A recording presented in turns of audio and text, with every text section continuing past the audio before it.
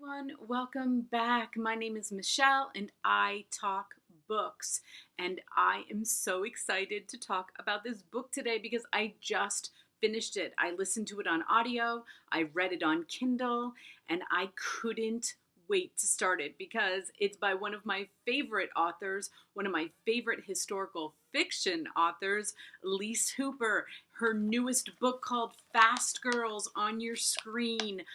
Couldn't wait for this book. I've watched so many of her Facebook Live interviews in the last week. I love her so much and I love her research. This is why she is one of my favorite historical fiction authors. I've read all three of her books. I have so much more to say about her. Up on your screen, 512 pages of historical fiction.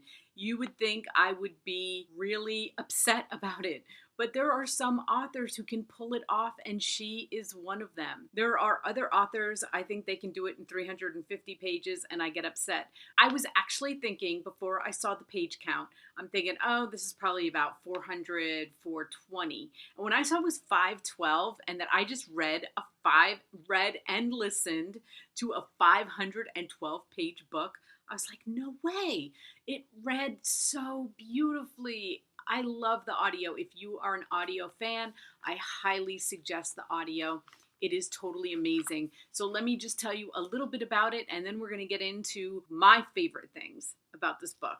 So we are talking Olympics, and I have to say, out of all the things that we have been denied during the pandemic, the fact that we aren't going to have Olympics this summer really upset me. It's not really talked about much because it's going to happen next year. But when I first got the news, I was like, no, I am an Olympic fanatic. I watch everything. I become interested in sports that you don't even know are sports. I love when they add like new sports, and I watch everything. I love the athletes.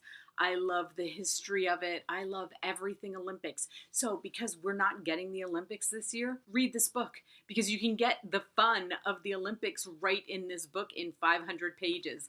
She covers 3 Olympics up on your screen. The 1928 Olympics, which were held in Amsterdam, the 1932 Olympics, which were held in Los Angeles, and the 1936 Olympics, Berlin. If you know anything about history, we know those Berlin Olympics were huge. Hitler had to show us that everything was normal in Germany. Everything was fine. What are we talking about? Why are people talking about him? He's awesome. And that he wanted the world to see that he was awesome. So I've read many books about the 1936 Olympics. But the way she did it, there were many, many things that I did not know, about, especially about the women's track and field. And now I feel like I've just sat through a history lesson, and I'm so happy about it.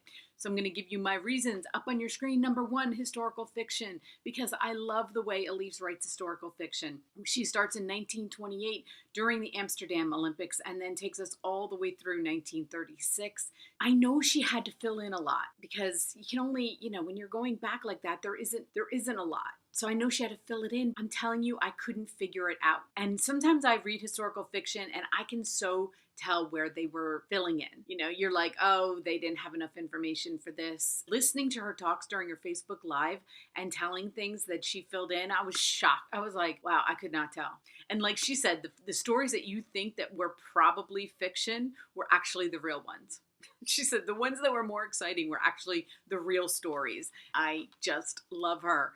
I could watch her all day. Number 2, I'm going to go through the Olympians that are the main characters who she focused on. Betty Robinson. She's from Chicago. She was born in 1911, died in 1999, so she lived to be 88 years old. She competed in the 1928 Olympics, missed the 32 because of a little plane crash where they thought she died, told her she was never going to walk again, but then comes back in 1936. She won gold medals in 1928 for the 100 meter. She won gold in 1936 for the 4. How do you say that? I never understood. Okay, so it's 4, because they write it 4 by 100. So 4 runners for 100 meters. Okay, they won the gold, which was like which was the ending of this book, which was so amazing. It was so much fun. And then she won the silver in 1928 also for that relay race. I know there's a better way to say it though. Tell me below. I need to know. Out of all the Olympics that I've watched, why do I still not say that right? I have no idea. Takes me to number 3, Louise Stokes. She claims she did not have as much info about Louise as she did the others.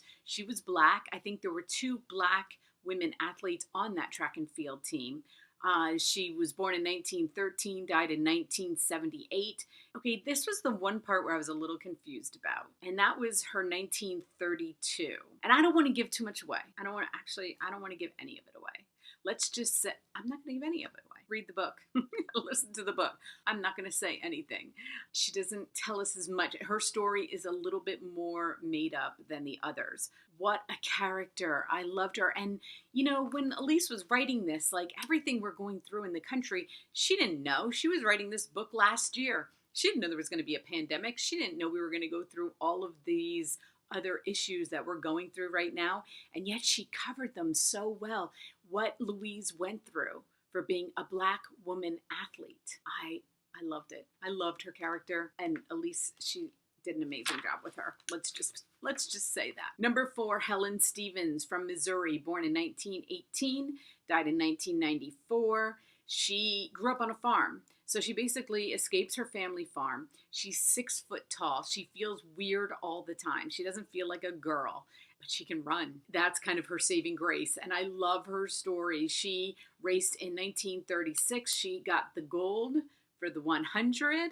And then she also raced with the relay team and won a gold with them. So I'm not telling you anything you don't know from history. That's the thing about historical fiction. I can't ruin the story for you, but you gotta love. My number 1 reason to read this book is Elise, because who cares? So we know that story, but you have told us, Elise, in case you're watching this, you gave us so much more in this story than I ever knew.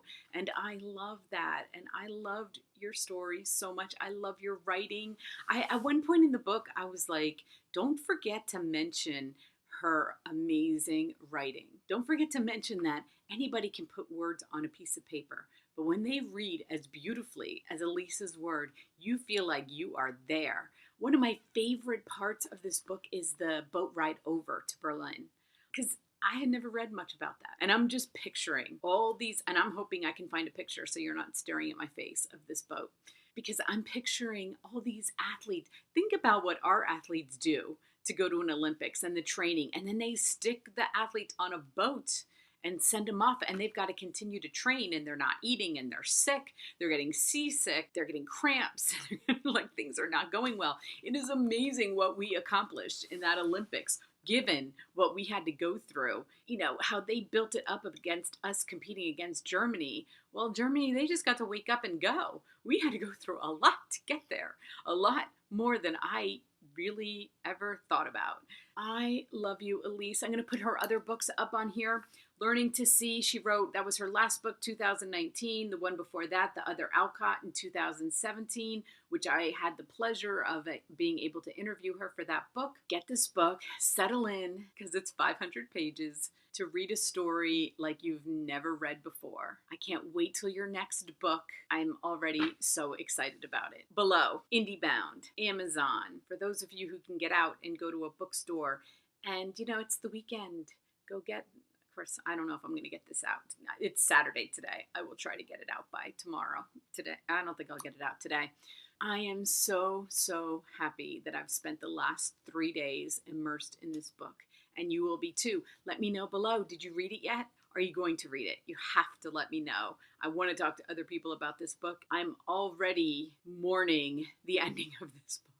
Like, oh, I gotta let them go. I gotta let the women go. It was so much fun.